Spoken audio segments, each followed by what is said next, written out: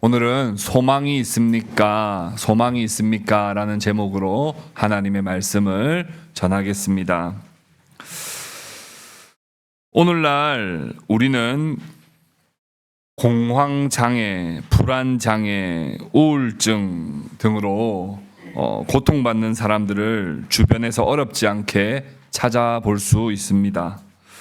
그만큼 오늘날 우리의 일상 속에는 공포와 불안과 절망과 우울은 결코 달갑지 않은 감정임에도 불구하고 너무나도 우리 가까이에 와 있고 우리를 때로는 자주 괴롭게 하기도 합니다.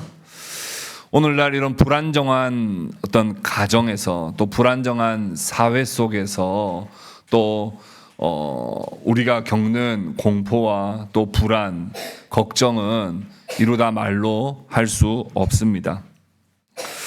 오늘 성경의 본문송에는 우리와는 조금 다를 수 있지만 깊은 공포와 불안과 우울 상태에 빠져 있는 한 집단을 소개하고 있습니다. 소위 말하는 멘붕 상태에 빠져 있는 사람들인데요. 누구냐 하면 예수님의 제자들입니다. 예수님께서 다락방에서 마지막 작별을 고하시는 고별 강화 말씀을 듣는 내내 그들은 뭔가 계속해서 불안해지고 공포심에 사로잡히게 되었습니다. 언젠가부터 뭔가 이상하다고 느끼긴 했습니다. 예루살렘에 입성을 하시는데 많은 사람들이 호산나 호산나 외치며 종려나무 가지를 흔들고 왕의 입성을 환영하는데 예수님께서 나귀 새끼를 타고 입성하시는 게 제자들은 뭔가 아쉽기도 하고 못마땅했습니다. 아니 왕이시라면 좀 백마 같은 걸 타고 이렇게 멋지게 등장을 하셔야 되는데 왜 예수님이 나귀 새끼 같은 거 저런 걸 타고 들어오시나 하며 제자들이 그때부터도 좀 이상하다고 좀 느끼기는 했습니다. 그럼에도 예수님이 이제 왕으로 등극하실 것이라고 하는 기대감에 6월절에 다 같이 모이자라고 하셔서 6월절 식사 자리에 다 같이 모였는데 예수님께서 갑자기 빵하고 잔을 나눠주시더니 이건 내 몸이고 이건 내 피라고 하시는 말씀 속에 저게 무슨 말씀인가 하며 당혹스러움을 감출 수가 없었고 갑자기 수건을 두르시고 무릎을 꿇으시더니 막 발을 씻기시는 장면이 뭔가 이상하다고 계속 느껴왔습니다. 그러다가 제자 중에 나를 배신할 사람이 있다고도 말씀을 하셨고 그리고는 자신이 고난 당하시고 십자가에 죽으셔야 한다는 사실을 말씀하실 때는 제자들이 도무지 저거는 말리지 않으면 큰일 나겠다는 생각이 들 정도로 예수님의 머리 꼭대기 위에서 올라가서 예수님 그러시면 안 된다고 예수님을 향해서 직언하기도 했습니다. 그리고는 예수님의 수제자라고 불리었던 베드로에게는 네가 나를 3번이나 모른다고 부인할 것이라고 말씀을 하시는 그런 계속 반복되는 그런 장면들이 이제 제자들로 하여금 말로 다 할 수 없는 깊은 공포와 두려움과 불안에 휩싸이게 만들었습니다. 그것도 그럴 것이 이미 대제사장과 바리새인들이 예수님의 추종자들을 유대교에서 출교시킬 것을 이미 벌써 선포한 상황이었습니다. 예수님이 지금 왕권을 찬탈하시지 않으면 이제는 예수님과 함께 예수님을 따랐던 모든 사람들은 다 유대교에서 쫓겨나서 일상생활도 제대로 할 수 없게 되는 그런 상황이 불보듯 뻔했습니다. 그런데 예수님이 계속 뭐라고 말씀하세요? 자신은 죽으러 간대요. 그러니까 이 제자들이 얼마나 내가 이제는 다 망했다. 괜히 저분 따랐다가 지금 나는 이제는 이제 제대로 먹고 살 수도 없게 생겼다. 나는 감옥에 분명히 갇혀서 죽게 생겼다라고 하는 그 불안과 공포가 그들을 온통 뒤덮었던 것입니다. 여기서 근심이라는 단어가 나오는데 근심이라는 단어, 헬라어 타라소라는 이 말은 큰 태풍과 풍랑이 불 때 심하게 요동치는 물결과 같은 상태를 말합니다. 마음에 태풍이 몰려오자 심하게 물결이 요동치는 그런 상태에 휩싸이게 된 것입니다. 도무지 잔잔할 기미가 보이지 않는 큰 물결과 같은 근심에 빠지게 된 것입니다. 그때 우리 주님께서 제자들을 향해서 뭐라고 말씀하셨습니까? 너희는 마음에 근심하지 말라. 너희는 마음에 근심하지 말라. 이렇게 위로하십니다. 지금 누가 누구를 위로해야 옳습니까? 지금 누가 배신당할 것이고 누가 십자가를 향해 가고 계세요? 예수님이 자신이 제자들에게 배신을 당하실 것이고 예수님 자신이 십자가를 지러 가시는 그 고통의 길을 앞두고 계시는 주님이 도리어 제자들을 향해 따뜻한 위로의 메시지를 전하고 계시는 것이죠. 오늘날 우리도 성도라고 할지라도 예수님을 믿고 내가 거듭났다고 말하는 중생자라 할지라도 우리는 자주 타라소의 상태에 빠지게 됩니다. 내가 기도도 하고 찬송도 부르고 예배도 드리지만 순간순간 우리에게 밀려오는 광풍 때문에 우리는 타라소의 상태에 빠져서 깊은 근심에 사로잡혀 헤어나올 수 없는 그런 상황에 우리가 살아갈 때가 많이 있습니다. 우리가 아무리 신자라 할지라도 베드로처럼 말은 했고 각오는 했고 결단은 했지만 그 결단을 늘 지키지 못하는 자요. 우리가 말은 내뱉었지만 그 말대로 살아가지 못하는 자인 까닭에 우리는 늘 근심에 사로잡힙니다. 그러나 우리 주님께서 오늘 너 왜 그렇게 연약하냐? 너 왜 그런 것도 제대로 못하냐? 너 왜 그렇게 겁이 많냐? 그렇게 공포에 떨어서 되겠느냐? 라고 하시지 아니하시고 따뜻하게 제자들에게 너희는 마음에 근심하지 말라 위로하셨던 것처럼 오늘도 동일하게 우리에게 마음에 근심하지 말라라고 위로해 주십니다. 오늘 이 말씀을 통하여 우리 가운데 있는 근심, 우리 가운데 있는 불안, 우리 마음 가운데 있는 걱정이 주님의 위로로 인하여서 참된 평안으로 바뀌게 되는 은혜가 저와 여러분 가운데 있기를 주님의 이름으로 축복합니다. 첫 번째 우리가 생각해야 되는 말씀은 하나님과 약속의 말씀을 믿으라는 겁니다. 우리 주님께서 말씀하시기를 요한복음 14장 1절에 이렇게 말씀을 하셨어요. 우리 같이 한번 읽어보겠습니다. 요한복음 14장 1절입니다. 같이 읽읍시다. 시작. 너희는 마음에 근심하지 말라. 하나님을 믿으니 또 나를 믿으라. 아멘. 예수님께서 근심하는 제자들에게 주시는 말씀은 하나님을 믿으라는 말씀이었습니다. 예수님께서 하신 말씀은 공교롭게도 우리가 살아가면서 어려운 일이 생기고 불안과 근심에 휩싸이게 되었을 때 제일 듣고 싶은 조언이에요? 듣기 싫은 조언이에요? 듣기 싫은 조언이에요. 아니 문제를 해결해 주셔야지. 하나님을 믿으라는 그런 진짜 허무맹랑한 말씀을 우리도 듣기 싫은데 지금 극도로 공포에 휩싸여 있는 제자들에게도 우리 주님은 뭐라고 말씀하셨냐면 하나님을 믿으라고 말씀하세요. 성도들이 힘든 일이 있을 때 목사님을 찾아와서 상담을 하는 경우가 왕왕 있습니다만 안 찾아오시는 분들도 계세요. 왜냐하면 하나님을 믿으라고 할까 봐. 문제를 해결해 줘야지. 목사님이 맨날 기도합시다 하고 하나님을 믿으라 하는 말이 사실 별로 우리의 삶에 큰 변화를 가져오지 않을 것 같고 당장 내 불안과 공포가 해결되지 않을 것이라는 생각 때문에 아이고 목사님한테 가봐야 뭐 그냥 목사님 하나님께 기도하자 그러고 믿으라고 할 테니까 목사님한테는 이야기 안 하는 게 좋겠다. 우리가 이렇게 생각하기도 합니다.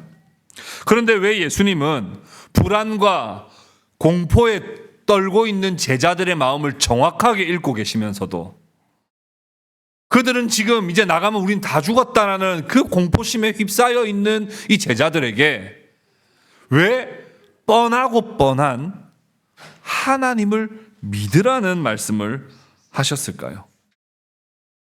하나님을 믿는 그 믿음이 참된 능력이기 때문에 그렇습니다. 믿음은 우리가 자주 혼동하는 것처럼 긍정적 사고가 아닙니다. 긍정적 사고는 우리의 삶에 좋은 일이 있으리라고 하는 기대감과 활력을 불어넣어주는 그런 효과가 있습니다. 그럼에도 불구하고 하나님을 믿으라라고 하는 그 믿음은 앞으로 좋은 일도 있을 거니까 최대한 좋게 생각해라고 하는 말과는 차원이 다른 말씀입니다. 여기서 말하는 믿음은 긍정적 사고가 아니에요. 그저 근거 없는 위로가 아닙니다. 여기서 하나님을 믿으라라는 말씀은 살아계셔서 역사하시는 하나님을 믿으라는 말씀임에도 이고, 또한 하나님을 믿으라라고 하는 말씀은 하나님이 선지자들을 통해서 주셨던 약속의 말씀을 굳게 붙잡으라는 거예요. 제자들은 유대인들이었습니다. 그들이 이사야나 예레미야나 시편을 통해서 하셨던 약속의 말씀을 모를 리 없습니다. 그러나 그 말씀을 붙잡지 못하는 거예요. 그 말씀을 아는데 붙잡지 못하는 거예요. 우리 성도님들 가운데도요, 그래도 암송하는 성경 구절들이 못해도 두세 구절은 있습니다. 아닌 게 제가 너무 여러분들 과대평가하고 있습니까? 아무리 못해도 완벽한 워딩을 다 하지는 못해도 그래도 한 두세 구절 정도, 여호와는 나의 목자시니 내게 부족함이 없으니 이런 알잖아요. 근데 이걸 아는 것과 붙잡는 것은 천지 차이예요. 이 말씀을 그냥 들어본 적이 있고 집에 걸려 있을 수는 있습니다만 그 말씀을 붙잡는 사람이 있는가 하면 그냥 그 말씀을 아는 사람이 있죠. 제자들은 구약 성경에 기록되어 있는 메시아가 십자가에서 고난을 받으실 것이라는 것을 이사야 53장 말씀을 통해서 이미 예언되어 바 있죠. 그 말씀을 알기는 않았는데 붙잡지 않는 거예요. 그걸 붙잡았다면 지금 상황이 불안하지만 우리 주님이 죽으러 가시는 그것을 믿음으로 받아들였어야 됐습니다. 그런데 그걸 알기만 했지 전혀 믿지를 못했고 그 말씀을 붙잡지를 못했기 때문에 그들은 불안에서부터 전혀 벗어나올 수가 없었던 것입니다. 믿음은 견고하게 자리를 지키게 하는 닷과 같습니다. 배가 큰 풍랑이 올 때, 우리의 태풍 그 뉴스, 태풍이 여름에 올 때 보면은 항상 그 비 맞으시는 그 리포터들이 그 바닷가에 가서 배가 막 흔들리고 물결이 치는 곳에서 비 맞으면서 지금 태풍이 뭐 지금 초속 뭐 몇 이렇게 막 보고하는 게 있잖아요. 배가 닻을 내리고 묶어 놓은 배는 안전합니다. 근데 묶어 놓지 않고 풀어져 있는 배는 태풍이 불면 어떻게 넘어질지 어디로 떠내려갈지 알 수가 없는 것이죠. 그러니까 주님이 제자들에게 하신 말씀은 뻔하고 쓸데없는 긍정적 사고를 하라고 하신 말씀이 아니라 분명하게 닻을 내리고 하나님께 닻을 내리고 말씀으로 묶어 너희가 떠내려가지 않도록 꼭 붙들어 매라는 그런 확신 있는 말씀인 것입니다.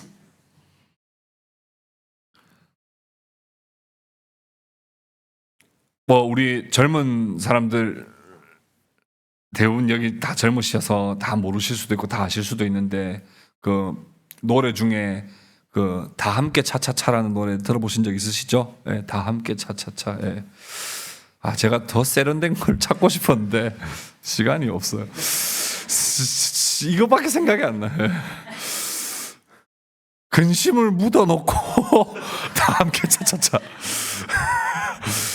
이 슬픔을 묻어놓고 다 함께 차차. 근심을 털어놓고 다 함께 차차차. 그때 잠깐은 차차차 하면서 근심과 슬픔이 사라지는지 모르겠습니다만 그걸로 해결이 됩니까? 우리 뭐 팝송 가운데는 뭐 Don't worry, be happy 뭐 한다고 해서 Don't worry가 되고 be happy가 되냐고요. 그건 사실상 근거 없는 위로입니다. 뭐 긍정적 사고에는 도움이 됩니다. 잠시 기분 전환에는 분명 도움이 되지만 우리 주님은 근거 없는 위로를 주시진 것이 아니라 근거 있는 위로, 확실한 근거인 살아계신 하나님과 그 말씀을 믿으라는 것으로 그 근심을 이겨낼 수 있다는 것을 우리 주님은 말씀하시고 그렇게 위로해 주신 것입니다. 하박국 선지자의 말씀을 들어보십시오. 하박국은 어떤 상황 속에서 하나님의 말씀을 예언했냐 하면 예루살렘의 멸망, 지금 바벨론이 지금 곧 쳐들어오고 있는 중입니다. 그래서 결국은 하나님이 말씀하시기를 너희 나라는 멸망할 것이다 라고 이야기했어요. 여러분 한번 가정해 보세요. 지금 어디 다른 나라에서 지금 미사일을 쏘려고 지금 막 생중계가 되고 있습니다. 미사일을 설치하고 있어요. 그리고 하나님 우리에게 말씀해 주세요. 지금 우리나라는 다 멸망할 거다라고 그럼 여러분 우리가 공포에 떨리지 않겠습니까? 그런 하박국이 말씀을 전하며 하나님께 계속 질문을 드려요. 하나님, 저 어떻게 해야 돼요? 어떻게 이 상황을 해석하고 어떻게 이 두려운 이 상황을 이겨낼 수 있겠습니까? 라고 할 때 하나님께서 하박국 2장 4절에서 이렇게 말씀을 하셨죠. 하박국 2장 4절에 의인은 믿음으로 말미암아 살리라 이렇게 말씀하셨어요. 의인은 믿음으로 말미암아 살리라. 지금 이 순간에 바벨론이 안 쳐들어오게 하시든지 성벽을 더 높게 세워주시든지 이렇게 해야지. 지금 하박국에 주시는 말씀이 뭐라고요? 믿음으로 살아라는 거예요. 믿음.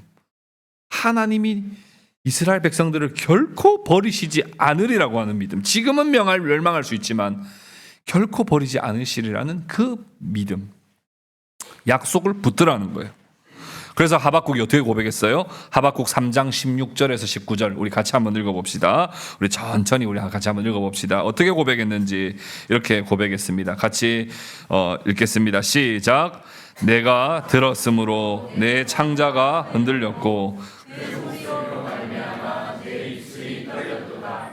우리가 우리를 치러 올라오는 환난 날을 내가 기다림으로 서기는 것이 내 뼈에 들어왔으며 내 몸은 내 저소에서 떨리는도다.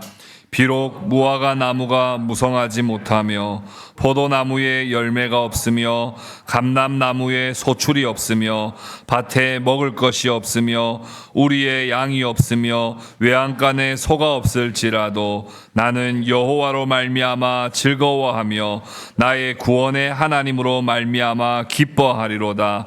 주 여호와는 나의 힘이시라. 나의 발을 사슴과 같게 하사 나를 나의 높은 곳으로 다니게 하시리로다. 아멘. 실제로 이 말씀은 성취되었습니다. 하나님은 하박국의 그 믿음처럼 비록 하나님은 징계의 차원에서 이스라엘 백성들을 70년 동안 포로로 잡혀가게 하셨지만 하나님 이스라엘 백성들을 버리지 않으시고 이스라엘 백성들을 지켜주시고 보호해 주셨습니다. 비록 바벨론에 포로로 잡혀가 있는 그 비참한 상황에 있다 할지라도 하나님은 그 백성 한 명 한 명을 결코 버리시지 않고 지켜주신 거예요. 비록 무화과 나무잎이 마르고 포도 열매가 없어도 하박국은 믿음으로 그 근심과 걱정과 염려를 물리치고 하나님의 백성답게 찬양하며 살았던 것입니다. 주님께서 오늘도 우리에게 동일하게 말씀하십니다. 너희는 마음에 근심하지 말라. 하나님을 믿으니 또 나를 믿으라. 유한한 우리 인생을 향하여 무한하신 하나님께서 유한한 너희의 문제는 무한 앞에서는 아무것도 아닌 것이다. 그러니 유한한 너희의 인생의 문제를 유한한 이 세상에서 풀려고 하지 말고 무한자를 바라보고 무한자를 믿으며 무한자 앞에 나아가 무한 앞에서 유한을 해결받고 거기에서 평안을 얻으라 하시는 말씀입니다. 우리에게도 주시는 동일한 말씀이신 줄을 믿고 하나님을 믿을 뿐 아니라 약속의 말씀을 굳게 붙잡으시는 저와 여러분 될 수 있기를 주님의 이름으로 축복합니다. 두 번째는 아버지의 집을 바라보라, 이렇게 주님이 말씀을 하셨습니다. 요한복음 14장 2절 말씀 우리 같이 함께 읽겠습니다. 요한복음 14장 2절입니다. 우리 같이 읽읍시다. 시작. 내 아버지 집에 거할 곳이 많도다. 그렇지 않으면 너희에게 일렀으리라. 내가 너희를 위하여 거처를 예비하러 가노니. 아멘. 그리스도인의 두 번째 소망의 근거는 아버지의 집입니다. 주님께서 지금 죽으러 가시고 주님께서 지금 떠나십니다. 떠나시는 목적은 말씀하시기를 내가 너희를 위하여 거처를 예비하러 간다, 이렇게 말씀하셨어요. 예수님께서는 우리로 하여금 영원한 천국을 주기 위해서 오셨고 영원한 생명을 주기 위해 오셨기 때문에 지금 비록 제자들과는 떨어져야 되지만 우리 주님은 죽으러 가셔야만 했습니다. 그 죽으러 가심은 제자들에 대한 무책임함이 아니라 제자들을 진정으로 책임지고 일시적으로 책임지는 것이 아니라 영원히 책임지시기 위해서 십자가로 가고 계시는 중이십니다. 여기서 거처를 예비하러 간다 할 때 이 거처라고 하는 말의 헬라어 단어 토포스라는 단어는 기본적으로 장소를 이야기합니다. 기본적으로 많이 사용되는 용어로서는 장소예요. 그러니까 그렇게 해석을 한다면 우리 주님께서 천국에 우리가 있을 자리, 그 장소를 예비하러 간다라고 그렇게 해석할 수도 있겠고요. 그러나 이 토포스라고 하는 단어는 또 은유적인 표현으로 다른 표현도 있는데 지위와 상태를 말하기도 합니다. 그래서 그렇게 이 말씀을 우리가 받자면 내가 십자가의 죽으심으로 너와 하나님과의 관계를 회복시켜주고 너가 하나님의 자녀라고 하는 지위를 얻게 해주려고 내가 간다, 이렇게 해석해도 옳습니다. 그래서 이 토포스라고 하는 단어를 장소로 해석해도 괜찮고 관계나 지위와 상태라는 단어로 해석해도 좋습니다. 어찌됐든 주님께서 제자들에게 두 번째 주시는 이 소망의 말씀은 내가 너희들이 거할 거처를 예비하러 간다라고 말씀하세요. 이것이 왜 제자들에게 그리고 동일하게 오늘날 우리에게도 소망이 되겠습니까? 이 말씀은 이 땅이 전부가 아니라는 사실 때문에 우리에게 소망이 됩니다. 비록 이 땅에서는 우리에게 근심이 끊어질 날이 없지만 그럼에도 불구하고 이 세상이 전부라면 우리는 더 이상 주님을 따를 필요도 없고 차라리 근심을 묻어놓고 다 함께 차차차 부르면서 놀고 먹고 하는 게 더 나을지도 모릅니다. 그러나 만약 이 땅이 전부가 아니라면 우리는 이 땅에서 당하는 고난과 핍박은 매우 가치 있습니다. 무엇보다 주님 때문에 받는 고난이 있다면, 주님의 이름을 위해서 받는 핍박이 있다면 그것은 정말 영광스러운 일입니다. 왜냐하면 이 땅이 전부가 아니기 때문에 그렇습니다. 이 말을 들었던 베드로, 그 당시에는 어떤 생각을 했는지 성경은 기록하고 있지는 않습니다만 베드로가 후대에 베드로 전서를 통해서 이 예수님께 들었던 이 말씀에 대한 신앙 고백이 드러나 있습니다. 베드로 전서 1장 1절 2절에 한번 볼까요? 베드로 전서 1장 1절 2절 말씀에 이렇게 기록되어 있습니다. 예수 그리스도의 사도 베드로는 본도, 갈라디아, 갑바도기아, 아시아와 비두니아에 흩어진 나그네 곧 하나님 아버지의 미리 하심을 따라 성령이 거룩하게 하심으로 순종함과 예수 그리스도의 핏부림을 얻기 위하여 택하심을 받은 자들에게 편지하노니 은혜와 평강이 너희에게 더욱 많을지어다. 서문이죠. 편지를 받는 수신자가 누구인지, 그리고 그들에게 도대체 뭘 주려고 하는 것인지를 서두에서 1절 2절에 밝혔습니다. 그런데 여기에서 우리가 흥미롭게 볼 부분이 있습니다. 베드로가 그 편지를 받는 사람들을 뭐라고 수식어로 붙였냐면 그들을 향하여 흩어진 나그네라는 표현을 썼습니다. 나그네. 초대 교회의 기록들에 의하면 그들은 교회 성도들을 향하여 수식어를 붙일 때 성도님이라고 안 불렀대요. 우린 지금 같으면 김홍식 성도님 이렇게 부르잖아요. 근데 그 당시에는 김홍식 성도님이 계셨어도 김용식 성도님이라고 안 불렀다는 거예요. 뭐라고 불렀을까요? 김홍식 나그네님 이렇게 불렀다는 거예요. 왜냐하면 그게 성도의 정체성이라는 거예요. 우리는 이 땅이 전부라고 생각하며 사는 존재가 아니라 영원히 주님께서 예비하시는 거처를 바라보며 살아가는 자이기 때문에 서로 부를 때 나그네님 이렇게 불렀다는 거예요.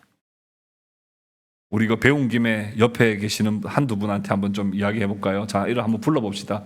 누구 나그네님 이렇게 한번 불러볼까요? 예. 네. 여러분 그때 무슨 생각을 했겠습니까? 와, 이 땅이 전부가 아니구나. 내가 천국을 바라보며 살아야 되겠구나. 조금만 이 땅에서 뭔가 투자하고 이 땅에서 뭔가 뿌리 내리고 살려고 하면 누가 와가지고 나그네님 하니까 아이고 이 땅에 내가 그래 너무 뿌리를 깊게 내리면 안 되겠다 하는 생각을 초대교회 성도들은 늘 그렇게 자신의 정체성을 그렇게 생각하며 살았다는 거예요. 나그네는 어떤 사람이에요? 지금 살고 있는 이곳이 영원히 살 곳이 아니라고 생각하는 사람들이 나그네죠. 내가 이곳에서 영원히 살 것이라고 생각하는 사람들은 더 이상 나그네가 아닙니다. 그러나 내가 여기가 내가 잠시 있을 뿐 영원히 살 곳은 따로 있다는 생각을 가진 사람들이 나그네죠. 베드로가 또 이야기합니다. 베드로는 베드로 전후서에 보면 나그네라는 단어를 정말 많이 사용하는 걸 알 수 있거든요. 베드로 전서 2장 11절만 우리 한 번 더 봅시다. 베드로 전서 2장 11절에 이렇게 말씀을 하고 있습니다. 우리 같이 읽어볼까요? 시작. 사랑하는 자들아 거류민과 나그네 같은 너희를 권하노니. 사랑하는 자들아 해놓고 그 사람을 또 뭐라고 불러요? 거류민이나 나그네라고. 여긴 또 거류민이라는 단어도 추가됐죠. 거류민이라고 하는 단어는 영어로 보면 foreigner예요. foreigner. 외국인이라는 뜻이에요. 외국인. 그러니까 서로 부를 때 뭐라고 이야기하는 거예요? 외국인. 자, 옆에 계시는 분한테 한 번 더 이야기합시다. 이렇게 우리 최영환 외국인님 이렇게 한번 이야기해 봅시다. 자, 한번 인사해 볼까요? 예, 외국인. 네. 네. 외국인이라니까요, 우리가. 여기가 편하죠. 여기 지금 이제 이미 여러분 이 문화에 적응했죠, 이 나라에. 이 나라에 지금 다 적응해가고 있잖아요. 그런데 이 나라에 우리는 적응할 수 없는 존재라니까요. 그리스도인들은 이 땅에 적응을 완벽하게 하는 건 불가능합니다. 외국인이 어떻게 다른 나라에 완벽하게 적응해요? 아무리 문화를 받아들이고 법과 질서에 따라 살긴 살죠. 그렇지만 내 본향이 따로 있다는 걸 늘 인지하고 살잖아요. 그렇죠? 그래서 베드로도 항상 성도들한테 사랑하는 자들아, 사랑하는 성도 여러분, 거류민 여러분, 나그네 여러분 이렇게 항상 그렇게 서로 이렇게 불렀다는 거예요. 우리가 이 세상에 살고 있습니다만 천국 백성인 까닭에 아무리 적응을 하려 해도 적응이 되지 않아요. 우리의 생겨 먹은 하나님의 본성대로 살면 이 땅에서는 계속 불편한 일들이 많이 생기게 되고 고난과 핍박이 따르게 되어 있습니다. 그러나 우리에게 소망이 있는 것은 우리에게 영원한 본향이 있다는 거예요.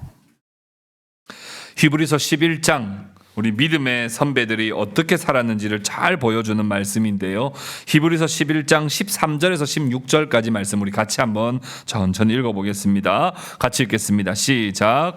이 사람들은 다 믿음을 따라 죽었으며 약속을 받지 못하였으되 그것들을 멀리서 보고 환영하며 또 땅에서는 외국인과 나그네임을 증언하였으니 그들이 이같이 말하는 것은 자기들이 본향 찾는 자임을 나타냄이라. 그들이 나온 바 본향을 생각하였더라면 돌아갈 기회가 있었으려니와 그들이 이제는 더 나은 본향을 사모하니 곧 하늘에 있는 것이라. 이러므로 하나님이 그들의 하나님이라 일컬음을 받으심을 부끄러워하지 아니하시고 그들을 위하여 한 성을 예비하셨느니라. 아멘. 믿음의 사람들은 근심이 안 찾아옵니까? 그렇지 않습니다. 거듭난 사람들에게는 공포심이 안 생깁니까? 그렇지 않습니다. 그럼에도 불구하고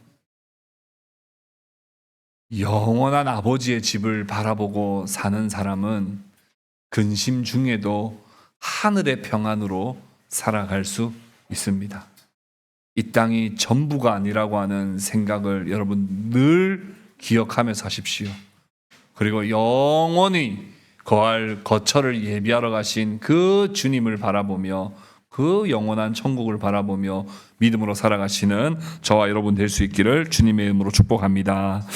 마지막으로 세 번째는 다시 오실 주님을 기다리라고 주님은 말씀하셨습니다. 요한복음 14장 3절입니다. 우리 같이 한번 읽겠습니다. 14장 3절 같이 읽읍시다. 시작.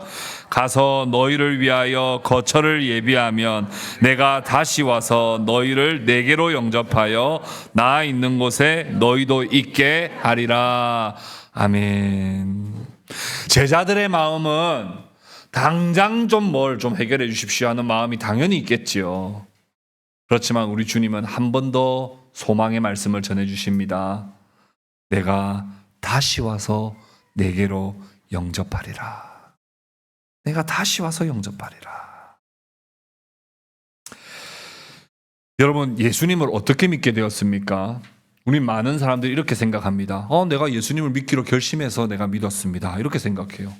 여러분, 교회는 어떻게 나오게 됐습니까? 물어보면 제가 이 교회 나오기로 결심해서 나왔습니다. 이렇게 생각을 합니다.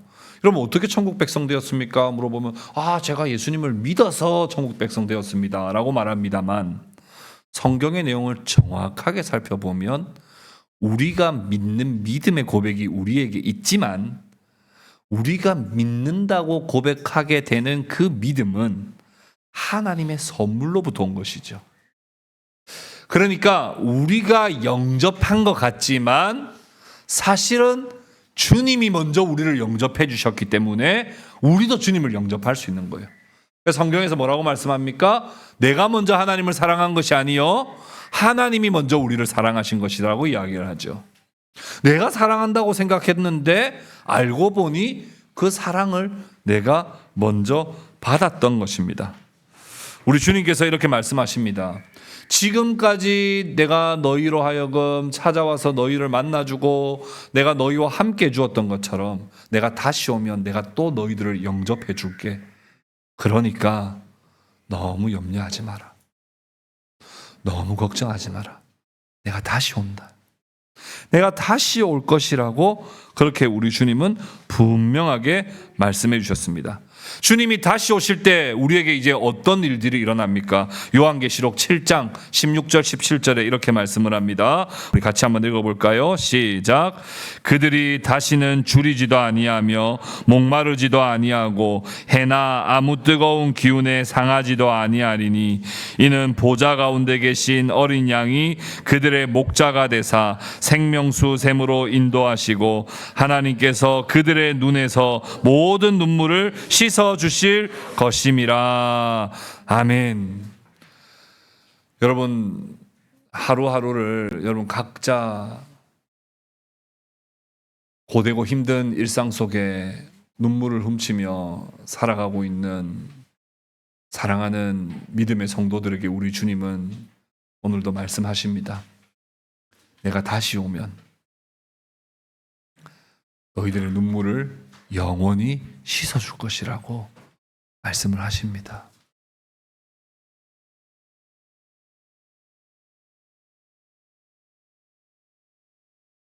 눈물 없이 이 세상을 살 수 없을 정도로 근심거리가 우리에게 밀려오지만 눈물을 씻어주실 그 주님을 기다리며 우리에게 소망을 가지라고 우리 주님은 말씀하십니다.